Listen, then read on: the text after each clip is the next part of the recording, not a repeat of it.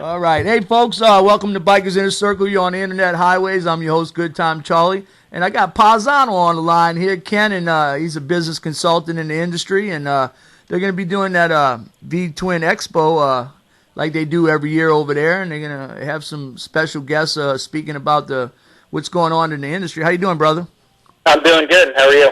Oh, man, I'm over here in Northern California, and the weather was looking good until today, man. It's starting to rain and snow a little bit now. That's no fun. Yeah, but you up in Colorado where it snows all the time, huh?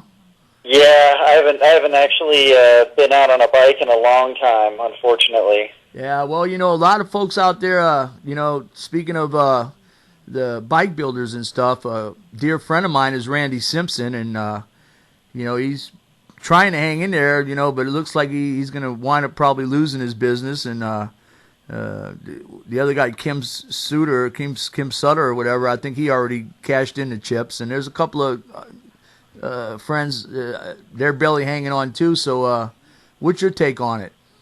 Yeah, I think right now in the industry is a really interesting time because there was such a glut there for a long time of people building high-end motorcycles. I mean, you saw it. And right. I saw it, and it was bound to kind of, turn a different way. And, what I see now is a lot of people looking for, affordable answers to customizing their motorcycles. I mean, that bikers are bikers, and they're not giving up their bikes. Right. Unless something catastrophic happens, it's not happening.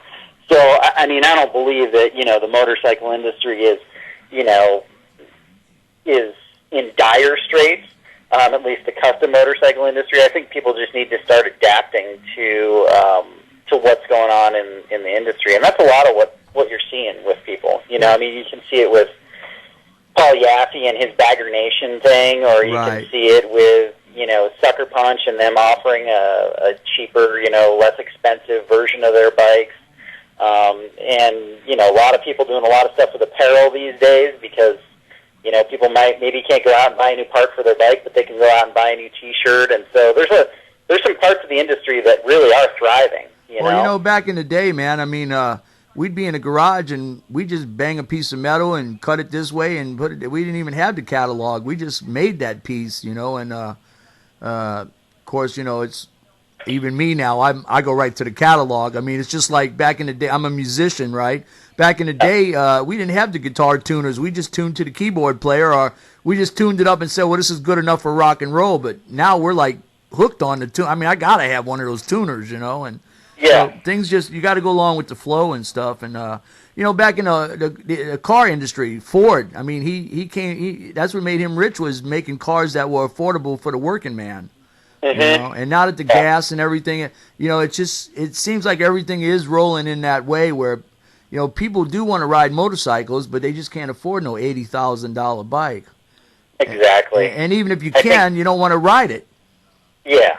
So. The other part of that is the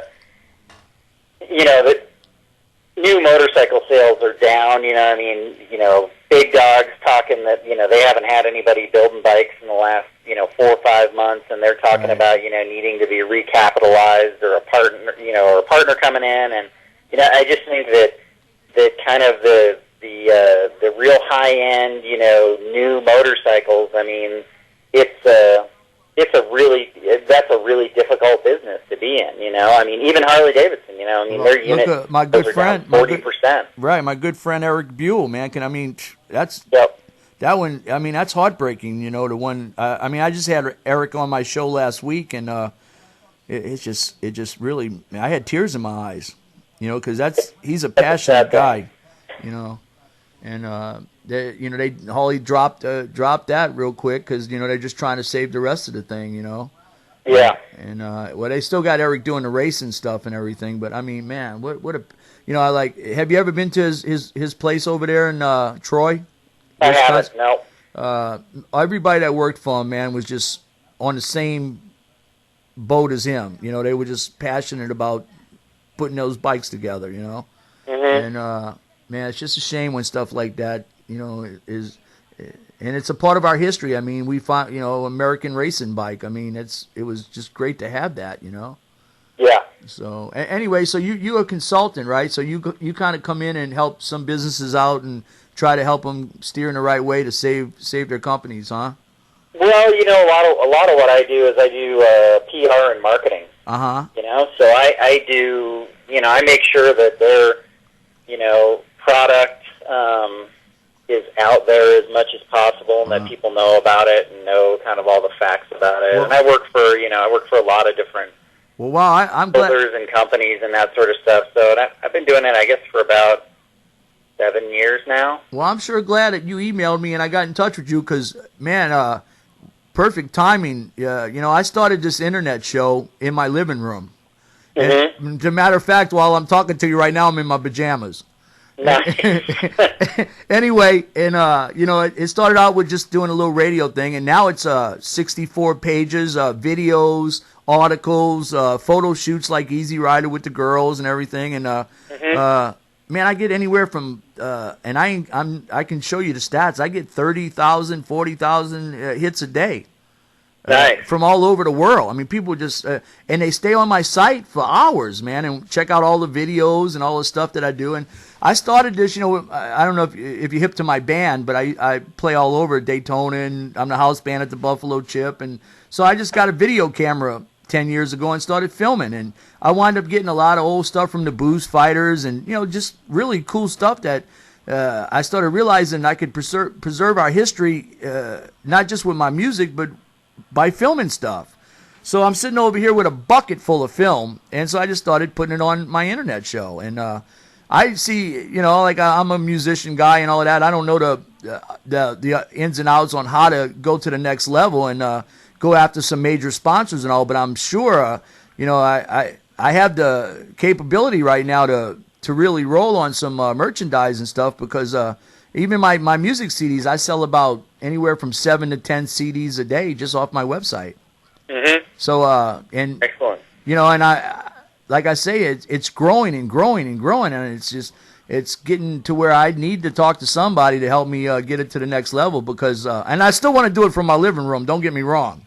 I like it's just like doing it from the garage, but anyway, if you got any ideas on how to help me on that, I'd surely appreciate it.